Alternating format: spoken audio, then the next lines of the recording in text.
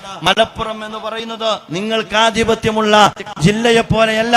ഇവിടെ ആയുധപ്പുരയില്ല സഖാക്കളെ, ഇവിടെ കുഴിബോംബ് നിർമ്മാണം പരിചയമില്ല സഖാക്കളെ. ഇവിടെ മിനാരങ്ങളുണ്ട്, ഇവിടെ ചർച്ചുകളുണ്ട്, ഇവിടെ പള്ളികളുണ്ട്, ഇവിടെ ബാങ്കുലിയും ശംഖുലിയും മണിനാദവും മുടങ്ങാറുണ്ട്. ഓണവും പെരുന്നാളും മാത്രമല്ല ക്രിസ്തുമസും ഫുട്ബോളും ആഘോഷിക്കുന്ന ഒരു തലമുറ ഇവിടെയുണ്ട്.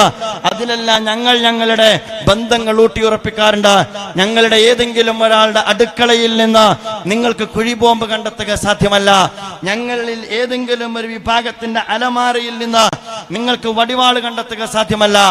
ആദർശത്തിന്റെ പ്രതലത്തിൽ നിന്നുകൊണ്ട് ആശയപരമായ പ്രബോധന പ്രവർത്തനം നിർവഹിക്കുന്ന ഒരു സംഘമാണ് ഈ രാജ്യത്ത് പ്രവർത്തിച്ചുകൊണ്ടിരിക്കുന്നത് എന്ന് മനസ്സിലാക്കാൻ നിങ്ങൾക്ക് ഇനിയെങ്കിലും വിവേകമുണ്ടാകണമെന്നാണ് ഞാൻ പറയുന്നത്. കല്ലെറിയാനും അതുപോലെ തന്നെ പൊതുമുതൽ നശിപ്പിക്കാനും കേരളത്തിൽ ഒരുപാട് സംഘടനകൾ കാണാറുണ്ട് എങ്കിലും ഇന്ന് വരെ ജമാഅത്തെ ഇസ്ലാമിയുടെ ഒരു പ്രവർത്തകനെ തെരുവിൽ ഏതെങ്കിലും മാരാന്റെ പൊതുമുതൽ നശിപ്പിക്കുന്നത് കല്ലെറിയുന്നവനായി കണ്ടിട്ടുണ്ട് എങ്കിൽ ആ കണ്ട ആൾക്ക് എന്തിനാൻ കൊടുക്കാനും ജമാഅത്തെ ഇസ്ലാമി സന്നദ്ധമാണ്. നിങ്ങൾ മനസ്സിലാക്കേണ്ട കാര്യം. ഇങ്ങനെ പറയാൻ പറ്റുന്ന ഏതെങ്കിലും ഒരു സംഘടന ഉണ്ടെങ്കിൽ വേദി കെട്ടിയിട്ട് പറയട്ടെ. നാദാപുരം സന്ദർശിച്ചപ്പോൾ ഒരു കല്യാണപ്പുരയിൽ ചെന്നപ്പോ ഒരു ഉമ്മ നിന്ന് കരയുകയാണ്. ഉമ്മ കരഞ്ഞത് എന്തിനാണെന്നറിയോ?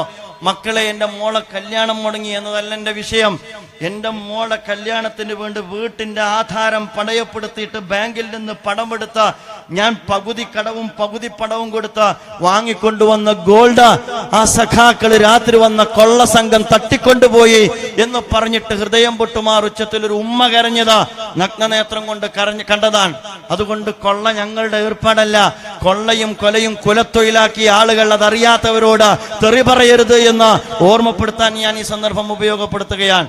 നിങ്ങൾക്കറിയോ, നിങ്ങൾ കണ്ണൂരിലേക്ക് പോകണം, നിങ്ങൾക്ക് കാണാം അംഗവൈകല്യം സംഭവിച്ചവരെ. എന്തേ ശരീരത്തിന്റെ ഭാഗം ആരെടുത്തു എന്ന് ചോദിച്ചാൽ ഈ പറയപ്പെട്ട വിപ്ലവ പ്രസ്ഥാനത്തിന്റെ പേര് പറയും. നിങ്ങൾ മനസ്സിലാക്കേണ്ട കാര്യ വിധവകളുടെ കാര്യം ഞാൻ പറയുന്നത്. കേരളത്തിൽ തിരുവനന്തപുരം മുതൽ കാസർഗോഡ് വരെ നിങ്ങൾ സന്ദർശിച്ചു കഴിഞ്ഞാൽ, യാത്ര ചെയ്തു കഴിഞ്ഞാൽ ഇത്തരം വിധവകളുടെ, അനാഥകളുടെ, അംഗവൈകല്യം സംഭവിച്ചവരുടെ വിപ്ലവത്തിന് വേണ്ടിയല്ല. വളരെ എളുപ്പമാണ് ജമാഅത്തെ ഇസ്ലാമിയെ കല്ലെറിയാൻ. കാരണം ജമാഅത്തെ ഇസ്ലാമി കല്ലെറിയുന്നവരോടും ചിരിക്കാറാണ് പതിവ്. ജമാഅത്തെ ഇസ്ലാമിയെ വർഗീയം എന്ന് പറയാൻ എളുപ്പമാണ്.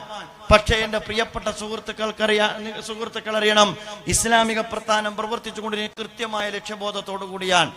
ഈ രാജ്യത്ത് ദൈവികമായ മൂല്യങ്ങളെ പ്രതിനിധീകരിക്കുന്ന പ്രസ്ഥാനമാണ്. ആ ദൈവികമായ മൂല്യങ്ങളെ പ്രകാശിപ്പിക്കുകയും പ്രബോധനം ചെയ്യുകയും ചെയ്യുന്ന പ്രസ്ഥാനമാണ്. ആ പ്രകാശനവും ആ പ്രബോധനവും സമാധാനപരവും ജനാധിപത്യപരവുമാകണം എന്ന് കൃത്യമായി ധാരണയുള്ള പ്രസ്ഥാനമാണ്.